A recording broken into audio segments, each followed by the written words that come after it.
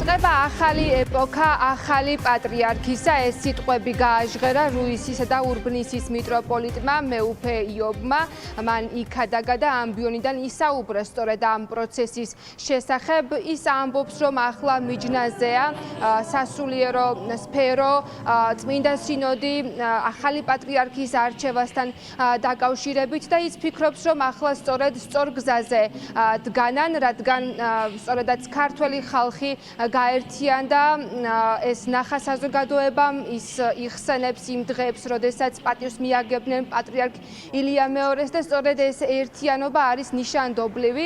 ასევე მეუფე იობი საუბრობს მართალი ლაზარეს მკვდრეთით აღდგინების შესახებ, რადგან დღეს სწორედ არის მისი ხსენების დღე და ის უკავშირებს საქართველოსში განვითარებულ მოვლენებს ლაზარეს მკვდრეთით აღდგენას და ამბობს, რომ სწორედ საქართველოს ასე უნდა აღდგეს და უნდა დარწმუნდნენ იმაში, რომ ამ გზაზე დგას ქვეყანა და სწორედაც ის ფიქრობს, რომ დღეს ერისდაბერიც გაერთიანებულია და სწორ გადაწყვეტილებას მიიღებს წმინდა სინოდი. დასრულდა კათოლიკოს პატრიარქი ილია მეორის ეპოქა და იწყება ახალი ეპოქა.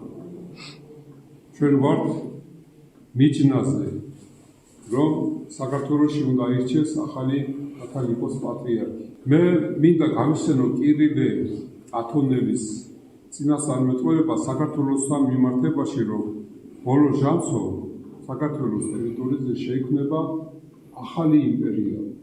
ეს არ არის ფიზიკური გაგებით იმპერია და პოლიტიკური გაგებით. ეს არის სულიერი გაგებით, რომ საქართველოში შეიქმნება იმპერია სულიერი. რას ნიშნავს ეს იმპერია? ეს იმას ნიშნავს, რომ ყველა დაინახავს ქართულ სამოციქულო ეკლესიაზე ღვთის უდიდეს მართს. ბევრი გახდება მართლმადიდებელი. მეორე მოსვლის წინ უფალი მიმართავს საქართველოს, აღზრდებს საქართველოს, აი როგორც ლაზარეს მიმართა. და მართლაც აღდგება ლაზარე და მასთან ერთად აღდგება საქართველო, როცა ეს დრო დადგება. და ჩვენ ერთმანეთში უნდა დავწუნდეთ, რომ სწორედ აი ეს პროცესები იწყება საქართველოში, აღდგენების პროცესი. ბოლო ჟამსო კეთილმსახური მეფისა და კეთილმსახური პატრიარქის ხელში გავწინდება სულიერი საქართველო. ისე რომ აი მომავალი ჩვენი არის ნათელი. მომავალში იწყება საქართველოს სულიერი გამწინება და მადლობა უფალს ჩვენი ერი და ჩვენი სამოციქულო ეკლესია მიდის სწორი გზით.